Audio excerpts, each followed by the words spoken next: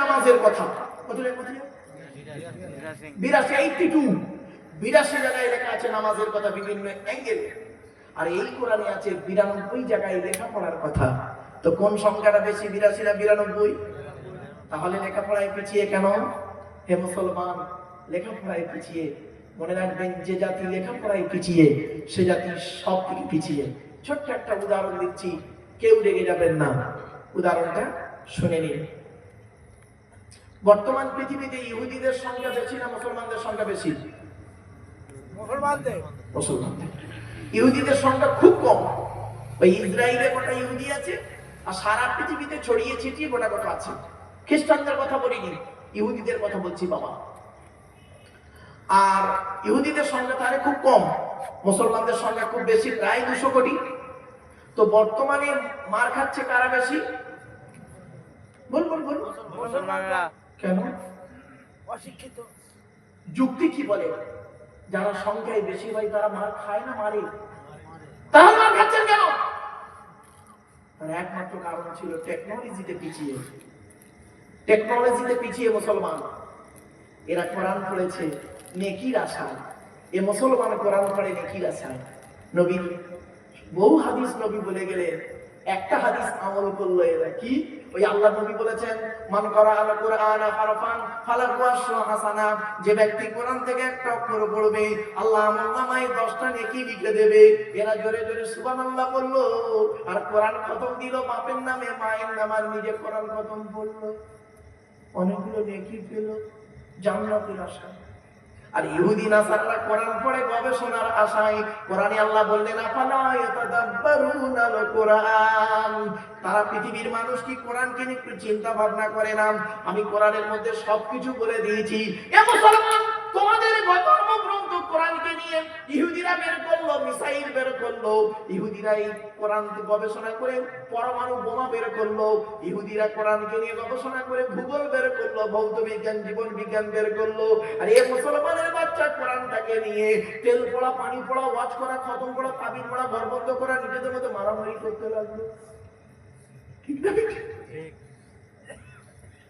আর কি গোল টুপি, লম্বা টুপি, চেরা জামা, ফাড়া জামা, তবলিগ, ফুরফুরা, বেরেলি, ওয়াহাবি, জামাত ইসলামী, আলাদিস, বুকে হাত বাঁধা, নাভির নিচে হাত বাঁধা, জোরে আমিন বলা, আস্তে আমিন বলা, 3 রাকাত তারাবি, 3 রাকাত বেতের, 1 রাকাত বেতের, 8 রাকাত তারাবি, 20 রাকাত তারাবি, 6 তাকবীরে ঈদের নামাজ, 12 তাকবীরে ঈদের নামাজ। ইয়ে ওর বলে কাফের, ওর বলে কাফের।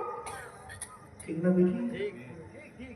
মুসলমান, তুমি কোথায় আছো? তুমি তো ধর্মের মধ্যে মারামারি করতে করতেই তোমার শেষ।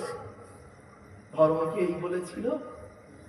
কোরআন পৃথিবীর এসেছে, কোরআনকে নিয়ে সারা বিশ্ব গবেষণা করছে। আজ আমরা কোরআন থেকে পিছিয়ে। মনে রাখবেন, এই পৃথিবীর জমিনে কোরআনকে যদি বেইজ্জতি বেশি করতে হয়, মুসলমানরা বেশি বেইজ্জতি করেছে। অমুসলমানরা কোরআনকে কি বেইজ্জতি করেছে, তার থেকে মুসলমানরা বেশি বেইজ্জতি করেছে কোরআনকে। প্রমাণ দেবো দুটো বলবো কি বলুন? মুসলমানরা কোরআনকে বেইজ্জতি করেছে কিনা আপনি দেখুন। ছোট্ট দুটো উদাহরণ দিয়ে ক্লিয়ার হয়ে যাবেন।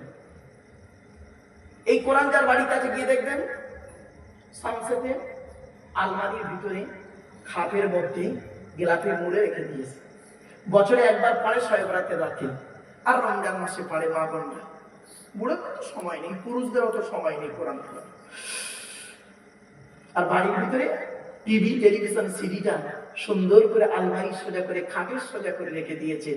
রিমোটের গেলাপ বেরিয়ে গেল রে মুসলমান, কোরআনের গেলাপটায় ময়লাই পড়ে রইল। তুমি আবার বলো আমি এই ঈমান নিয়ে জান্নাতে যাব? ছি ছি ছি ছি, লজ্জা করা উচিত তোমার। এই ঈমান নিয়ে তুমি আবার বলো আমি জান্নাতুল ফেরদাউসে যাব? এটা 1 নম্বর অপমান। দ্বিতীয় অপমানটা দেখুন কিভাবে কোরআনকে বেইজ্জতি করেছেন। রাগ করবেন না কেউ। ইংরেজির মাস্টার আপনার ছেলেকে, একজন ব্যক্তি ইংরেজি পড়ায়, ইংলিশ একটা ল্যাঙ্গুয়েজ, তো ইংরেজি মাস্টারকে আপনি আপনার ছেলেকে পড়ান, সপ্তাহে 3 দিন পড়ায় ইংরেজির মাস্টার আপনার ছেলেকে, সপ্তাহে 3 দিন 2 ঘন্টা করে পড়ায়। তাহলে মাসে কত হয় বাবা? 12 দিন। 12 দিনে 2 ঘন্টা করে পড়ালে 12 দুগুণে 24 ঘন্টা। তা 30 দিনে 24 ঘন্টা আপনার ছেলেকে, মোট টোটাল 24 ঘন্টা পড়াচ্ছে। টোটাল 24 ঘন্টা 30 দিনে পড়াচ্ছি আপনার ছেলেকে। তার মাইনে আপনি দেন ইংরেজির মাস্টারের মাইনে 500-700-1000 টাকা। ইংরাজি মাস্টারের মাইনেটা দেওয়ার জন্য আপনি আগে থেকে যত্ন করে রেখে দেন, তাই না? আপনার ছেলে ইংরাজি শিখে কি শিখবে? এবিসিডি শিখবে, তাই তো? ইংরাজি নিজস্ব ভাষা নেই, ও ভাষাটা এসেছে গ্রিক ভাষা থেকে। গ্রিক ভাষায় এ কে বলে আলফা, বি কে বলে বিটা, সেজন্য এ থেকে জেড পর্যন্ত অ্যালফাবেট বলে কারণে।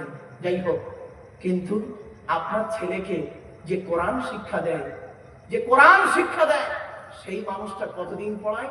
সপ্তাহে 5 দিন, মাসে হয় 20 দিন, 2 ঘন্টা করে পড়ালে কতক্ষণ হচ্ছে হিসেব করুন। তার মাইনে আপনি দেন কত? 50 টাকা। তাও বা 6 মাসের বাকি চাইলে বলে লকডাউন। ঠিক না বেঠি? ওই মুসলমান, তুমি আবার বলো আমি একজন মুসলমান। জানেন মুসলমান কাকে বলে, মুমিন কাকে বলে? মুমিনের পরিচয়টা কি? ছোট্ট আরেকটা এক্সাম্পল দিচ্ছি। ইহুদিদের একটা কিতাব আছে, কিতাবটার নাম হলো তালমুদ। কি বলো? তালমুদ। কতদিন ইহুদিরা মুসলমানদের মারবে? কতদিন ইহুদিরা মুসলমানদের মারবে? মুসলমানরা কতদিন ইহুদিদের কাছে মার খাবে? শুনে নিন। ইহুদিদের একটা কিতাব আছে, কিতাবটার নাম হলো তালমুদ। এই নামটা মনে রাখুন কিন্তু, তালমুদ কিতাবটার নামটা মনে রাখুন। তো এই তালমুদ কিতাবে লেখা আছে, হে ইহুদিরা, তোমরা মুসলমানদের সঙ্গে সেই দিন থেকে আর পারবে না, হেরে যাবে। কোন দিন? যেদিন তোমরা দেখবে মুসলমানদের ফজরের নামাজের জামাত জুম্মার নামাজের জামাতের সমান হবে। জোরে বলুন। ফজরের নামাজের জামাত জুম্মার নামাজের জামাতের সমান হবে। তার মানে যত লোক জুম্মায় নামাজ পড়বে, তত লোক ফজরের নামাজে যেদিন হাজির হবে, সেই দিন থেকে তোমরা বুঝে নেবে এরা সেই মুসলমানের বাচ্চা। কোন মুসলমান? যে মুসলমানকে নিয়ে বদরের যুদ্ধের প্রান্তরে 313 জন মুসলমানকে নিয়ে মুহাম্মদ সাল্লাল্লাহু আলাইহি ওয়াসাল্লাম 1000 শত্রুর মোকাবেলা করতে গিয়ে 14 জনকে হারিয়ে ইসলামের পতাকা পুঁতেছিল। এরা তাদেরই উত্তরসূরি, এদের সঙ্গে আর পারা যাবে না। এদের ঈমানটা, বিশ্বাসটা হলো আল্লাহর প্রতি, নবীর প্রতি, জীবনের চাইতে আল্লাহ নবীকে বেশি ভালোবাসে। সেই দিন থেকে আর তোমরা পারবে না। ইহুদিরা খুব খবর রাখে। বর্তমানে দেখতো মুসলমানদের ফজরের নামাজে কত লোক হয় আর জুম্মার নামাজে কত লোক হয়। দেখতেছে এ মুসলমানের বাচ্চারা রমজান মাস তো শুরু করে ফজরে এশার এই জুম্মার জামাতে লোক হচ্ছে মসজিদের 3 তালা ভর্তি, আর ফজরের নামাজে লোক হয় ইমাম সাহেব আর 5টা গুরু। ঠিক না বেটি? ঠিক, বাস্তব বললাম। আর একটা আছে, ওই ইহুদিদের ওই কিতাবটার নাম হলো তালমুদ। ওই কিতাবে আর একটা কথা লেখা আছে, শুনে নিন, চমকে যাবেন। মহাশয় ভাই, ইহুদিদের ওই কিতাবটার নাম তালমুদ। শুনে নিন, ওই ইহুদিদের ওই কিতাবটার নাম হলো তালমুদ। শুনে নিন, প্লিজ অ্যাটেনশন এদিকে। ওই কিতাবটায় আরো কি লেখা আছে শুনুন। হে ইহুদিরা, তোমরা সারা পৃথিবীতে যেখানেই যাবে 80 বছরের বেশি টিকতে পারবে না। কত 80 বছর। যেখানেই যাবে তোমাদের বাসস্থান কত বছর থাকবে? 80 বছর। তারপরে কি হবে? পরিবর্তন হবে। তো ইহুদিদের পতন এসে গেছে। ইহুদি রাষ্ট্র তৈরি হয়েছিল ইসরায়েল 1948 সালে, আর এই 2028 সাল হচ্ছে ওদের 80 বছর পূর্ণ। ওরা বুঝে নিয়েছে আমাদের অস্তিত্ব এবার শেষের পথে। এটা অভিশপ্ত, আমার কথা নয়। মনে রাখবেন, এই কোরআনের কথা, হাদিসের কথা, তাওরাতের কথা, তালমুদের কথা আপনাদেরকে আমি টু দি পয়েন্টের উপরে 2-1টি এক্সাম্পল ধরে বলে গেলাম আপনাদেরকে। মানা না মানা আপনাদের ব্যাপার, তবে অনুরোধ করে বলে যাচ্ছি, কোরআনের প্রতি ফিরে আসুন, হাদিসের প্রতি ফিরে আসুন, আল্লাহর কোরআনের দিকে ফিরে আসুন। তাই আল্লাহর কোরআন সামনে রেখে আজকে আপনাদের কাছে টুকটুক টুকটুক করে আলোচনা চলছে। আজকে এমন একটা আয়াতের আলোচনা করব, সে আয়াতটা সম্পর্কে আগে আপনাদের ইঙ্গিত দিয়ে দিই। ইঙ্গিতটা কি শুনুন। ইব্রাহিম নবীর উপরে, আদম নবীর উপরে কটা সহিফা এসেছিল বাবা? 10টা। সেই 10টা সহিফা কি বলবো? বলবো কি বলুন? একটা অন্তত শুনে যান। আদম নবীর উপরে 10টা সহিফা কি? কোরআনের একটা এমন আয়াত আছে, 3টে আয়াত, প্রত্যেক নবীর উপরে ওই 3টে আয়াত নাযিল হয়েছে। তাওরাতে পাবেন, ইনজিলে পাবেন, জবুরে পাবেন, ওই 3টে আয়াত। ওই 3টে আয়াত 10টা হারাম জিনিস, 10টা হারাম জিনিস প্রত্যেক জায়গাতেই পাবেন, প্রত্যেক ধর্মগ্রন্থে। একদম আদম নবী থেকে যত নবী এসেছে, যত সহিফা এসেছে, প্রত্যেক নবীর উপরে এই 10টা আয়াত নাযিল হয়েছে। সেই 10টা আয়াত কি? শেষে আখিরি নবী মুহাম্মদ সাল্লাল্লাহু আলাইহি ওয়াসাল্লামের উপরে ওই 10টা আয়াত নাযিল হয়েছে। এই কোরআনে এমন একটা সূরা আছে, যে সূরাটা তাওরাতেও আছে, আপনার কি বলবো, ইব্রাহিম নবীর উপরে নাযিল হয়েছে যে সূরাটা, মুসা নবীর উপরে সেই সূরাটা নাযিল হয়েছে, আবার মুহাম্মদ নবীর উপরে কোরআনে সেই সূরাটাই নাযিল হয়েছে। জোরে বলুন সুবহানাল্লাহ। সূরাটার নাম বলবো, 30 পারায় আছে, সাব্বিহিসমা রাব্বিকাল আলা, সূরা আলা। ওই সূরার শেষে বলা হয়েছে, ইন্না হাযা লাফিস সুহফিল উলা সুহফি ইব্রাহিম ওয়া মূসা। এটা ইব্রাহিম নবীর উপরে নাযিল হয়েছে এবং মুসা নবীর উপরেও নাযিল হয়েছে, মুহাম্মদ সাল্লাল্লাহু আলাইহি ওয়াসাল্লামের উপরে কোরআনও এটা নাযিল হয়েছে। জোরে বলুন সুবহানাল্লাহ। আমার বাপেরা, চলুন আজকে আদম থেকে মুহাম্মদ সাল্লাল্লাহু আলাইহি ওয়াসাল্লাম পর্যন্ত যে 10টা হারাম প্রত্যেক নবীর উপরে নাযিল হয়েছে, সেই 10টা হারাম বস্তুর উপরে আজকে আমি কোরআন থেকে আপনাদের কাছে আলোচনা করব। তাই একবার জিকিরে লা ইলাহা ইল্লাল্লাহ, লা ইলাহা ইল্লাল্লাহ, লা ইলাহা ইল্লাল্লাহ মুহাম্মাদুর রাসূলুল্লাহ। বিসমিল্লাহির রহমানির রহিম। কুল তাআলাউ আতলু মা হাররামা রাব্বুকুম আলাইকুম আল্লা তুশরিকু বিহি শাইয়্যা ওয়া বিল ওয়ালিদাইনি ইহসানা ওয়া লা তাকতুলু আওলাদাকুম মিন ইমলাক নাহনু নারযুকুকুম ওয়া ইয়্যাহুম ওয়া লা তাকরাবুল ফাওয়াহিশা মা যাহারা মিনহা ওয়া মা বাতান ওয়া লা তাকতুলুন নাফসাল্লাতী হাররামাল্লাহু ইল্লা বিল হক যালিকুম ওয়াসাকুম বিহি লাআল্লাকুম তাকিলুন ওয়া লা তাকরাবু মালাল ইয়াতীমি ইল্লা বিল্লাতী হিয়া আহসান হাত্তা ইয়াবলুগা শুদ্দা ওয়া আউফুল কাইলা ওয়াল মিজানা বিল কিসতি লা নুকাল্লিফু নাফসান ইল্লা ওয়াসআহা ওয়া ইযা কুনতুম ফা'দিলু ওয়ালাউ কানা যা কুরবা ওয়া বিয়াহদিল্লাহি আউফু যালিকুম ওয়াসাকুম বিহি লাআল্লাকুম তাযাক্কারুন وأن هذا صراطي مستقيما فاتبعوه ولا تتبعوا السبل فتفرق بكم عن سبيله ذلكم وصاكم به لعلكم تتقون سبحان الله। এই তিনটা আয়াতটা কোথায় আছে? 8 নম্বর পারা 7 নম্বর পৃষ্ঠা 11 নম্বর লাইন থেকে পরের পৃষ্ঠা ওই 5 নম্বর লাইন পর্যন্ত সূরা আনআমের 151 নম্বর আয়াত, 152 নম্বর আয়াত, 153 নম্বর। এই তিনটা আয়াতের আলোচনা 10টা হারাম আছে। এই 10টা হারামের আলোচনা আজকে আপনাদের কাছে টু দি পয়েন্টের উপরে করব। বাবা একটু বোঝার চেষ্টা করুন। কি বাবা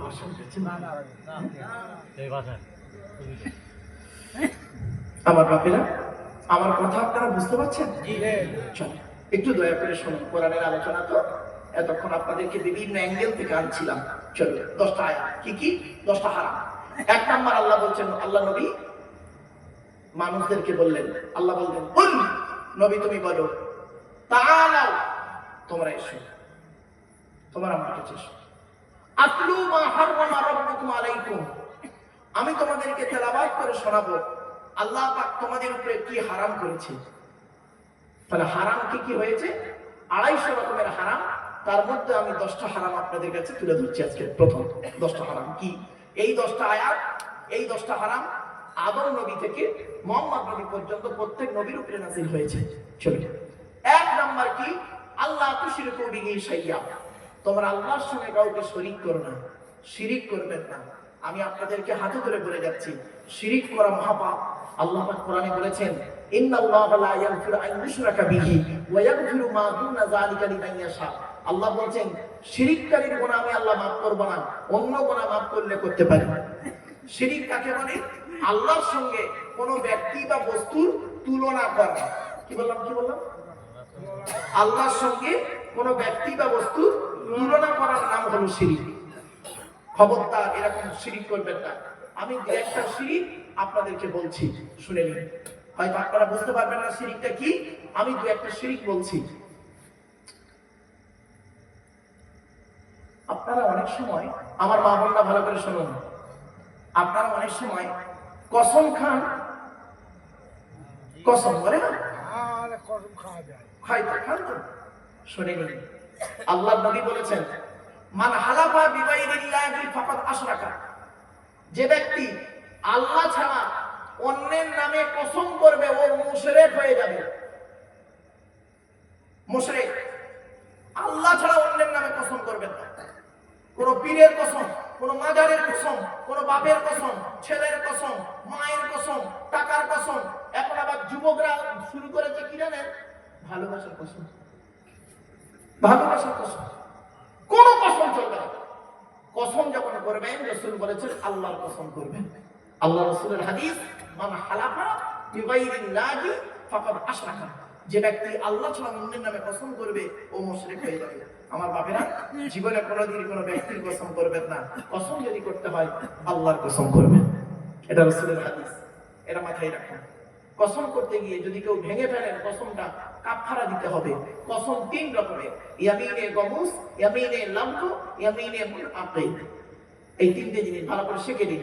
ইয়ামিনে লামতু কাকে বলে? কসমের প্রথম অধ্যায়টা কি?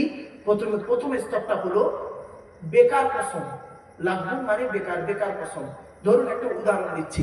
আমি এখনই আপনাদের সামনে কসম করে বললাম, আল্লাহর কসম করে বলছি আব্দুল হালিম সাহেব আসছেন।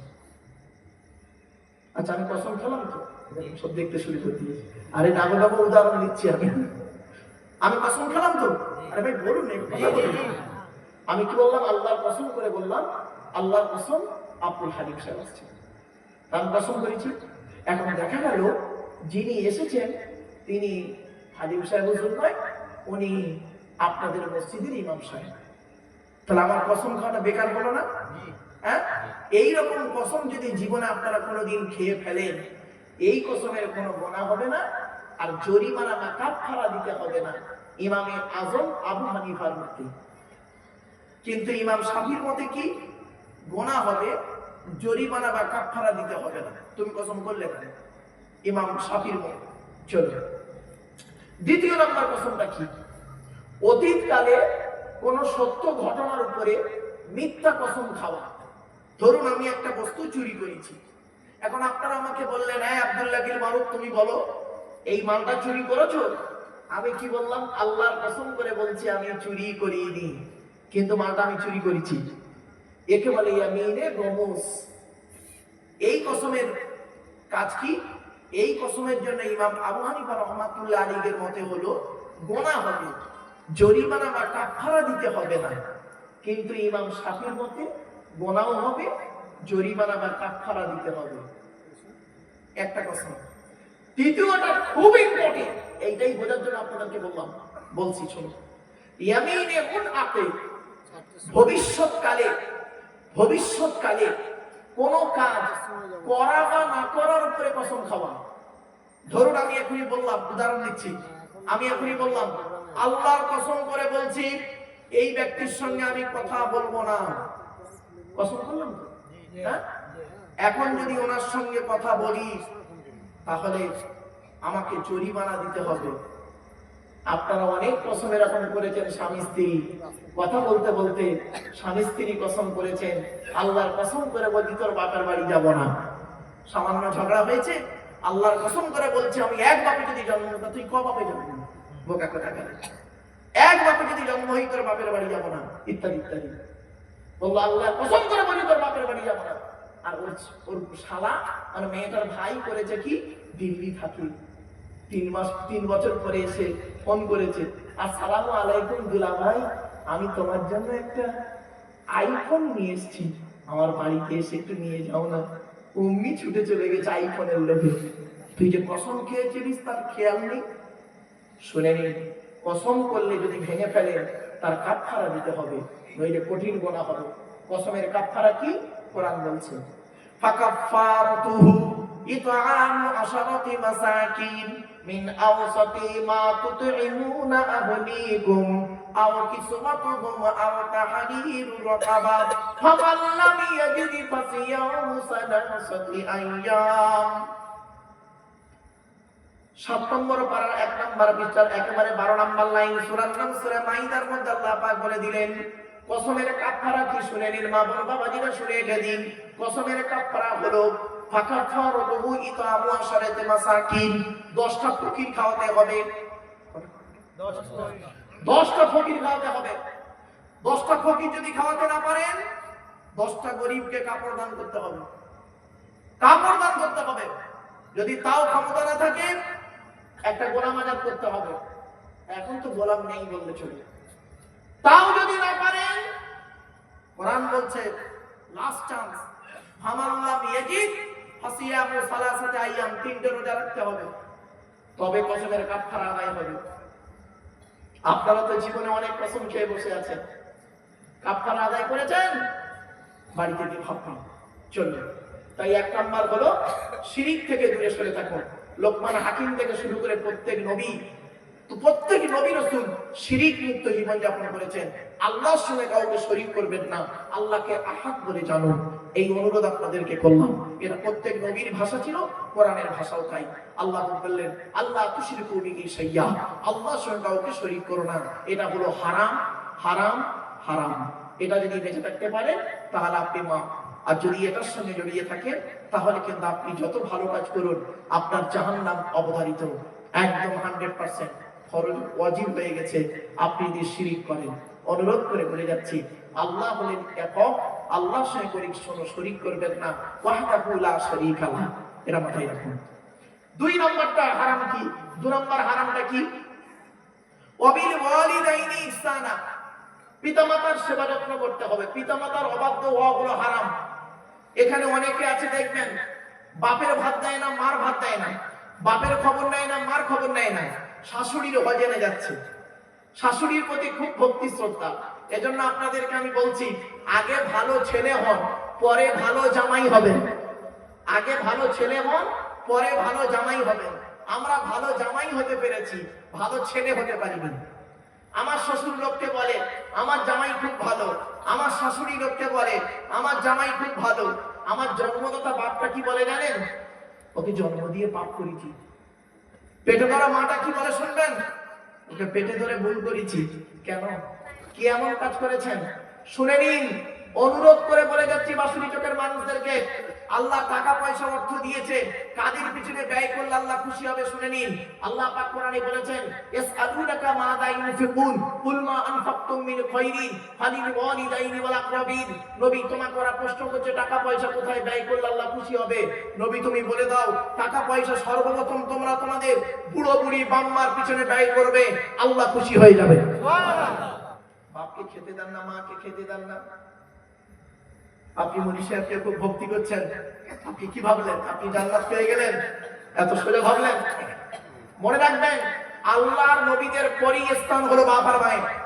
এই কোরআনে বাপ আর মায়ের সেবা যত্নের কথা 16 জায়গায় আছে। কত জায়গায়? 16 জায়গায় আছে বাম্মার সেবা যত্ন করো, বাম্মার সেবা যত্ন করো। কিন্তু বাম্মার প্রতি গুরুত্ব নেই। বাম্মাকে কষ্ট দিয়েছেন, আল্লাহ রাসূল বলেছেন খবরদার ওই সমস্ত সন্তান তাদের প্রতি আল্লাহর গজব পড়বে যারা পৃথিবীতে বাম্মাকে কষ্ট দিয়েছে। বাম্মার কষ্ট দেওয়া হলো হারাম, সে আপনি যাই হন না কেন। এখনো সময় আছে, যাদের বাম্মা বেঁচে আছে এখনো সময় আছে পরিবর্তন হন। আর যাদের বাম্মা মরে গেছে তারা এখন কি করবেন? তাদের একটা রাস্তা আছে, সে রাস্তাটা কি? ক্ষমা চাওয়ার তো সুযোগ নেই, ক্ষমা চাওয়ার তো সুযোগ নেই। রাস্তা হলো একটাই, আল্লাহ রাসূল বলেছেন বাম্মার জন্য দান খয়রাত করো, আর বাম্মার রুহে মাগফিরাতের জন্য দোয়া চাও, আর বাম্মার জন্য দান খয়রাত করো, তোমার বাম্মা কবরে শুয়ে শুয়ে সওয়াব পাবে। জোরে বলুন সুবহানাল্লাহ। শুনে রাখুন, বাম্মা জীবিত থাকা অবস্থায় যেমন ছেলের দায়িত্ব আছে, বাম্মা মারা যাবার পরও ছেলের দায়িত্ব আছে। আমরা জীবিত বাম্মার তো দায়িত্ব পালন করিনি, আর মরা বাম্মারও দায়িত্ব পালন করিনি। জীবিত বাম্মার দায়িত্ব কি কি? জীবিত বাম্মার দায়িত্ব হলো, সন্তানের দায়িত্ব হলো পিতামাতার খবর নেওয়া, খাওয়া দাওয়া, অন্ন, বস্ত্র, বাসস্থান, তারা যেন কষ্ট না পায় সেদিকে লক্ষ্য রাখা। আপনি কি ভাবছেন? আপনি আপনার ছেলেটাকে নিয়ে চাকরিতে আরামবাগে চলে গেলেন বউটাকে নিয়ে, আর দাদু থেকে নাতিকে আলাদা করে দিলেন। আপনি কি জানেন দাদু নাতির ভালোবাসা কত মহব্বত, প্রিয় ভালোবাসা? কি ভালোবাসা জানেন? যারা দাদু হয়েছে তারা বোঝে। খবরদার এটা করবেন না। এক জায়গায় থাকুন, বাপ-মাকে নিয়ে সংসারটা করুন না। অনেক মেয়ে ছেলে আছে দেখবেন, অনেক মেয়ে ছেলে আছে দেখবেন স্বামীর গায়ে কামড়ে শ্বশুর থেকে স্বামীকে আলাদা করে দেয়, শাশুড়ি থেকে স্বামীকে আলাদা করে দেয়। এরা জাহান্নামী নারী, জাহান্নামী নারী। শুনে নিন, আল্লাহ রাসূল বললেন যে নারীর মধ্যে কমসে কম 6টা অভ্যাস থাকবে, ওই নারী যত নামাজ পড়বে, রোজা রাখবে, জাহান্নামী, জাহান্নামী, জাহান্নামী। 1 নাম্বার, যে নারী স্বামীর সঙ্গে যখন কথা বলে মেজাজ দিয়ে কথা বলে। মা বোন যারা শুনছেন, খবরদার স্বামীর সঙ্গে মেজাজ দিয়ে কথা বলবেন না। আপনাদের বাড়িতে গিয়ে দেখবেন যদি আপনার মা, বোন, মেয়ে, বউ স্বামীর সঙ্গে মেজাজ দিয়ে কথা বলে, অনুরোধ করছি তাদেরকে পরিবর্তন করবেন। 2 নাম্বার হলো ওই নারীর প্রতি জাহান্নাম যে নারী স্বামীর দুর্নাম বদনাম অন্য কোনো ব্যক্তির কাছে করে বেড়ায়। 3 নাম্বার, ওই নারীর প্রতি জাহান্নাম, নামাজ পড়ে রোজা রেখে জাহান্নামে যাবে ওই নারী যে নারী কি করে, স্বামী থাকতে অন্য পুরুষের সঙ্গে পরকীয়ায় লিপ্ত হয়, ব্যভিচারে লিপ্ত হয়।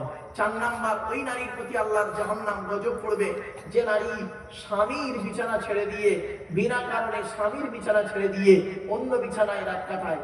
5 নাম্বার হলো ওই নারীর প্রতি আল্লাহর গজব পড়ে যাবে যে নারী স্বামীর পরিবারের সঙ্গে খারাপ আচরণ করে। স্বামীর পরিবার কারা? স্বামীর বাপ, স্বামীর মা, স্বামীর ভাই, স্বামীর বোন। অনেক মেয়ে ছেলে আছে দেখবেন স্বামীকে খুব ভালোবাসে, স্বামীর বাপ ভাইকে দেখতে পারে না, স্বামীর মা বোনকে দেখতে পারে না, স্বামীকে খুব ভালোবাসে। ও নারী হলো জাহান্নামী নারীর পরিচয়। 6 নাম্বার হলো ওই নারীর প্রতি আল্লাহর গজব পড়বে যে নারী স্বামীকে বলে তোমার সঙ্গে বিয়ে হয়ে আমার জীবন নষ্ট হয়ে গেছে, আমার মতো মেয়ে বলে তোমার সংসার করছে, অন্য কেউ বলে করতো না, চলে যেত, ইত্যাদি। খবরদার মা বোনদের বলি, আপনি জীবনে এই কথা বলবেন না। আপনি নিজে আপনার স্বামীকে চয়েস করেছেন, আপনি নিজে চয়েস করেছেন। শুনে নিন, আমি বলিনি। আপনি পৃথিবীতে আসার আগে, মা বোন শুনে নিন, আপনি পৃথিবীতে আসার আগে 50,000 বছর আগে, কত 50,000 বছর আগে আল্লাহ পাক আপনার আত্মাকে করেছিল কি? আপনার আত্মাকে দাঁড় করিয়ে দিয়ে বলল, হাজার হাজার ছেলেদের আত্মার সামনে বলল, এতগুলো ছেলের মধ্যে কোন ছেলেটা তোর স্বামী হলে তুই খুশি হবি বল। আপনি মেয়ে ছেলে, যে ছেলেটাকে পছন্দ করেছেন ওই ছেলেটাই আল্লাহ আপনাকে স্বামী রূপে পৃথিবীতে পাঠিয়ে দিয়েছে। আপনি এখন অস্বীকার করছেন না। বাড়ি থেকে ভাববেন তকদিরের আলোচনা, বাবা এই তকদিরের আলোচনা মারাত্মক আলোচনা। চলো ওদিকে আমি গেলাম না, জাস্ট শুধু বোঝার জন্য বলছি। তাহলে 2 নাম্বার হারামটা কি? পিতামাতার অবাধ্য যারা হয়েছে তারা হারাম কাজ করেছে। ও যত নামাজ পড়ুন, রোজা রাখুন, পিতামাতার যদি অবাধ্য হয়েছে, পিতামাতার কষ্ট দিয়েছো। এমনকি কোরআনে বলা হয়েছে পিতামাতা যদি অমুসলিম হয়, ধরুন আপনি মুসলিম, পিতামাতা অমুসলিম হতে পারে, তদাপিও বাম্মার সঙ্গে খারাপ আচরণ করতে পারবে না। কোরআনে বলা হয়েছে ফালা তুতিহুমা ওয়াসাহিবহুমা ফিদ দুনিয়া মারুফা, তাদের অনুসরণ করবে না ঠিকই, কিন্তু তাদের সঙ্গে পৃথিবীতে ভালো আচরণ করবে। তোমার বাম্মা যদি অমুসলিম হয়, কোনো দিক দেখো না, চেষ্টা করবে বোঝাতে তাকে, আর যদি না বোঝে তাদেরকে তো কষ্ট দিতে পারবে না। অনেক ছেলে আছে বইয়ের কথা শুনে মাকে মারতে গেল, অনেক ছেলে আছে শ্বশুরের কথা শুনে বাপকে অত্যাচার করলো। তুমি আবার বলো, মনে রাখো তুমি তোমার বাম্মার প্রতি ভক্তি যদি না করতে পেরেছো, তোমারও একদিন বুড়ো হতে হবে, তোমার ছেলে তোমাকেও ঠিক আদায় করবে। আল্লাহ ছাড় দেয়, ছেড়ে দেয় না। নারায়ে তাকবীর, আল্লাহু আকবার, নারায়ে তাকবীর, আল্লাহু আকবার, নারায়ে তাকবীর, আল্লাহু আকবার। আমার বাপেরা, আল্লাহ ছাড় দেয়, ছেড়ে দেয় না। কবরে শুতে হবে। অনুরোধ করে বলে যাচ্ছি, কথাগুলো মাথায় রাখুন। শুধু তাই নয়, 1 নাম্বার হারামটা কি? শিরিক করা হারাম। 2 নাম্বার হারামটা কি? পিতামাতার অবাধ্য হওয়া হারাম। আল্লাহ নবীর কাছে একজন যুবক ছেলে এসে বলছে, হুজুর আমি যুদ্ধের ময়দানে গিয়েছিলাম, এসে দেখছি আমার মা মারা গেছে, এখন আমি কি করবো? আল্লাহ নবী বলেন তুমি তোমার মায়ের জন্য দুটো কাজ করবে। এক নাম্বার তুমি তোমার মায়ের মাগফিরাতের দোয়া চাইবে। দুই নাম্বার তুমি তোমার মায়ের জন্য দান খয়রাত করবে। কবরে শুয়ে শুয়ে সওয়াব পাবে। সুবহানাল্লাহ। আরেকজন ব্যক্তি বললেন ইয়া রাসূলুল্লাহ আমার বাপ মা দুজনেই মারা গেছে, আমি এখন কি করব বলুন? আল্লাহর নবী বললেন মান যারা কবরা আবাওয়াইহি আও আহাদিহিমা ফি কুল্লি জুমআতিন গুফিরা লাহু ওয়া কুতিবা লাহু বারাআ। নবী বলেন জুম্মার দিনে যদি কোনো ছেলে তার বাবা আর মায়ের কবরটা একবার জিয়ারত করে, ওই ছেলের দোয়ার ওসিলায় বাম্মার কবরটাকে আল্লাহ পাক আলোয় আলোকিত করে দেয়। অনুরোধ করে বলি বাম্মাকে কোনোদিন কাঁদাবেন না। বাপ মা যতদিন বেঁচে আছে মনে রাখবে ছেলে, এই ছেলে তোমার বাপ যতদিন বেঁচে আছে, মা যতদিন বেঁচে আছে মনে রাখবে তোমার বাপ যতদিন বেঁচে আছে গ্রামের কারোর বাবার ক্ষমতা নাই তোমার সামনে আঙুল তুলে কথা বলে। আঙুল তোলার আগে তারা 5 বার ভাববে ওর বাপ বেঁচে আছে এখনই চলে আসবে। যেদিন তোমার বাপ মরে যাবে সেই দিন তোমার চাচতো ভাইটাই তোমার পিঠে যাবে, আহা বলার কেউ থাকবে না। অতএব বাম্মা যতদিন বেঁচে আছে গুরুত্ব দিন, জীবনে কোনোদিন বাম্মাকে কাঁদাবেন না।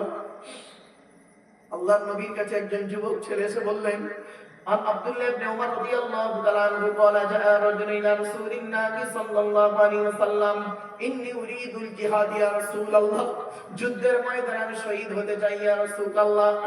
আল্লাহর নবী বললেন ক্বালা হাইয়ুন আবওয়াকা তোমার বাপ আর মা কি জীবিত আছে? ছেলেটি বললেন ক্বালা নাম জি হ্যাঁ। নবীজি বললেন ক্বালা ফাফিহিমা ফাজাহিদ চলে যাও বাপ আর মায়ের সেবা যত্ন করো।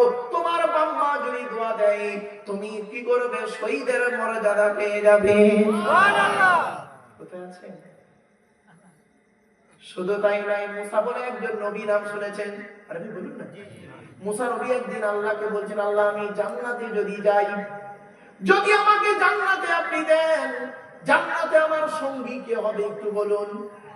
আল্লাহ পাক বললেন মুসা জান্নাতে তোমার সঙ্গী হবে একজন কসাই। কি কি কি?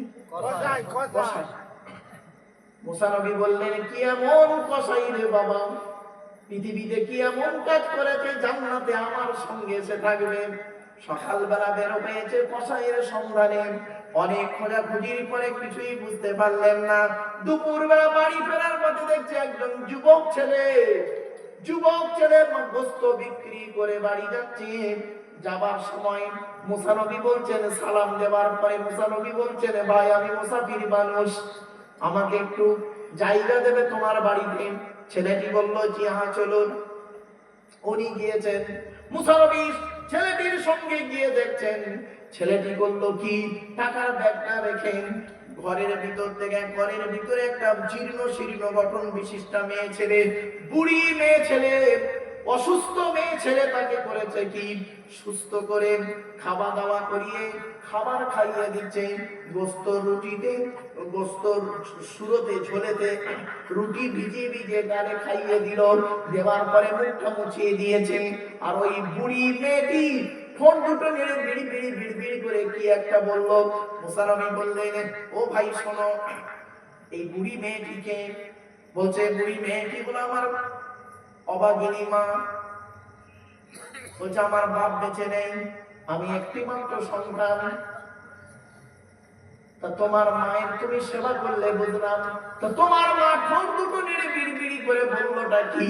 বলে আমার মা প্রতিদিন আল্লাহর কাছে দুটো দোয়া চায়। এক নাম্বার বলেন ওগো আমার আল্লাহ, ওগো দয়াময়, আমার এই কলিজার টুকরা সন্তানটা আমাকে বড় কষ্ট করে সেবা যত্ন করছে, আল্লাহ একে জান্নাতুল ফেরদাউস নসিব করিও। সুবহানাল্লাহ। দ্বিতীয় নম্বর দোয়াটা বলেন ওগো আল্লাহ, আমি শুনেছি আমার জামানায় একজন নবী জন্মগ্রহণ করেছেন, নবীটার নাম হলো মূসা নবী। আমি মূসা নবীকে জীবনে চোখে দেখতে পারিনি, তবে আমার পরিবার টুকরা সন্তানের জন্য আল্লাহ আমি তোমার কাছে দোয়া চাইছি, মূসা নবী যে জান্নাতে থাকবে, ওই জান্নাতে মূসা নবীর পাশে যেন আমার বাচ্চাটার জায়গা হয়ে যায়। তখন মূসা নবী বললেন, তোমার দোয়া আল্লাহর দরবারে, তোমার মায়ের দোয়া আল্লাহর দরবারে কবুল হয়ে গেছে। হাদিসের ঘটনা তিরমিজির রিওয়ায়াতে না, বুঝলেন? তিরমিজিতে আছে হাদিসটা। আমার বাপেরা অনুরোধ করে বলে যাচ্ছি, আরো একটা কথা আপনাদের বলে যাচ্ছি, আমার বাপেরা বাসুরি চোখের মানুষেরা, আপনারা জান্নাত খুঁজতে গেছেন, আমরা জান্নাত খুঁজতে মসজিদে যাই, ঠিক ঠিক। মসজিদে জান্নাত খুঁজতে গেছেন, আমার রাসূল বলেছেন তুই জান্নাতটা মসজিদে কি খুঁজবি রে? ইন্নাল জান্নাতা তাহতা আকদামিল উম্মাহাত। ওরে ছেলে মেয়েরা, তোদের জান্নাত হলো তোদের বাপ আর মায়ের পায়ের তলায়। জান্নাত তোর বাম্মার পাতলা, যা বাম্মার সেবা কর, রাগ করবেন না, গরিবকে খাওয়ালে জান্নাত পেয়ে যাবেন। হাদিস শুনেন, কিয়ামতের মাঠে দুজন জাহান্নামীকে আল্লাহ ডাকবেন, দুজন জাহান্নামীকে আল্লাহ ডাকবেন, এদিকে জাহান্নামায় ঢুকলি কেন? ও বলবে আল্লাহ, একজন বলবে আল্লাহ আমি তো পৃথিবীতে ভালো ভালো কাজগুলো করেছি, তা আপনি জান্নাতে জাহান্নামায় দিয়েছেন কি করব? আল্লাহ বলবেন তোর মনে আছে আমি তোর কাছে একদিন পানি চেয়েছিলাম, তুই তো আমাকে পানি দিলি না। তখন ওই ব্যক্তি বলবে আল্লাহ আপনি কবে পানি চাইলেন? আপনি তো মানুষকে পিপাসিত করেন, আপনি কবে পানি চাইলেন? আল্লাহ বলবেন ওরে আমার বান্দা শোন, তুই এক জায়গায় যাচ্ছিলি, রাস্তার ধারে একটা প্রাণী পানি পান করার জন্য পিপাসিত হয়েছিল, যদি ওই প্রাণীটাকে পানি পান করাতি, আমি আল্লাহ আমাকে ওই জায়গায় পেয়ে যেতি। আর একটা জাহান্নামীকে আল্লাহ দেখে বলবে এদিকে তোর কাছে আমি একদিন ভিক্ষা চেয়েছিলাম, তুই তো ভাই আমাকে ভিক্ষা দিলি না। ওই ব্যক্তি বলবে আল্লাহ আপনি কবে ভিক্ষা চাইলেন? আপনি তো কোরআনে বলেছেন ওয়াল্লাহুল গনিয়্যু ওয়া আনতুমুল ফুকারা, আমি আল্লাহ বললাম ধনী তোরা সব ফকিরের বাচ্চা, তা আপনি তো ধনী, কবে ভিক্ষা চাইলেন? আল্লাহ বলবে বান্দা শোন, তুই তো গরিব ছিলিস, 30 বছর পরে তোকে আমি লাখপতি বানিয়েছিলাম, আর তোর দূরে একজন গরিবকে পাঠিয়েছিলাম পরীক্ষা করার জন্য, তুই যদি ওই গরিবটাকে সেদিন তাড়িয়ে না দিয়ে যদি ওকে হাসি মুখে কিছু দিয়ে বিদায় দিতি, আমি আল্লাহ আমাকে ওই জায়গায় পেয়ে যেতি। ও বাবা, হজ করতে কে না চায়? হজ করতে চান? আর ওই ভুলুন, আমরা সবাই হজ করতে যাই, হজ যাতে কবুল হয় এটা আমরা পাগলের মতো ছুটি, কিন্তু হজে না গিয়ে, কাবা ঘরে না গিয়েও সে হজ কবুল করে নিয়েছে। বলবো লোকটার নাম কি জানেন? ভালো করে শুনে, লোকটার নাম হলো আব্দুল্লাহ ইবনে মুবারক রাহমাতুল্লাহ আলাইহি। ওই জামানার সবথেকে বড় আলেম, সবথেকে বড় মুহাদ্দিস, সবথেকে বড় মুফাসসির হযরত আব্দুল্লাহ ইবনে মুবারক রাহমাতুল্লাহ আলাইহি বিখ্যাত বড় আলেম ছিলেন, আল্লাহ ওয়ালা আল্লাহর ওলি বান্দা ছিলেন। উনি হজে যাবেন, উনি এবং ওনার বন্ধু দুইজনে হজে যাবে একসঙ্গে। হজে যাওয়ার জন্য সব কমপ্লিট হয়ে গেছে, টাকা পয়সা সব কমপ্লিট হয়ে গেছে, হজে যাবেন। এমন অবস্থায় করেছে কি জানেন? হযরত আব্দুল্লাহ ইবনে মুবারকের বাচ্চা ছেলেটা ঝরঝর করে কাঁদতে কাঁদতে বাড়ি আসছে। আব্দুল্লাহ ইবনে মুবারক রাহমাতুল্লাহ আলাইহি বলছেন বাবা তুমি কাঁদছো কেন, কি হয়েছে? বাচ্চাটা বলছে আব্বা গ্রামে একটা লোক গোশত রান্না করে খাচ্ছে, আমি তার কাছে গিয়ে গোশত চাইলাম, আমাকে দিল না, তাই মনের দুঃখে কাঁদছি। আব্দুল্লাহ ইবনে মুবারক রাহমাতুল্লাহ আলাইহি মনে করলেন মনে হয় লোকটা আমার প্রতি কোনো রাগ আছে, তাই রাগটা আমার প্রতি না তুলে আমার বাচ্চার প্রতি তুলল। আচ্ছা যাই, হজে যাওয়ার আগে লোকটার কাছে একটু ক্ষমা চেয়ে আসি। কি মানুষ দেখো, ছেলেটার হাত ধরে লোকটার বাড়িতে গেছে, গিয়ে দেখছে দরজা দেওয়া, বালাটা নাড়া দিয়েছে, ভেতর থেকে লোকটা এসে দরজাটা খুলে দেখছে জামানার সব থেকে বড় আলেম আব্দুল্লাহ ইবনে মুবারক ওনার দৌড়ে হাজির। উনি বলছেন, আসসালামু আলাইকুম হুজুর, আপনার মতো মানুষ আমার বাড়িতে এসেছেন, আসুন আসুন, একটু ভিতরে আসুন। হযরত আব্দুল্লাহ ইবনে মুবারক রাহমাতুল্লাহি আলাইহি বলছেন, কি জানেন বাবা, ভেতরে যাব না, একটা কথা বলবো। বলছে, কি বলুন? এই বাচ্চাটা আমার বাচ্চা, তুমি জানো? বলছে, জি হুজুর জানি তো, এই বাচ্চাটা আপনার বাচ্চা আমি জানি। ও, তুমি জানো? আচ্ছা, বাড়িতে তুমি আজকে গোস্ত রান্না করে খাচ্ছ? জি হুজুর, গোস্ত রান্না করে খাচ্ছিলাম। আমার এই বাচ্চাটা একটু গোস্ত চেয়েছিল, তুমি দাওনি? বলছে, হুজুর বেয়াদবি মাফ করবেন, আপনার বাচ্চাকে গোস্ত দিইনি।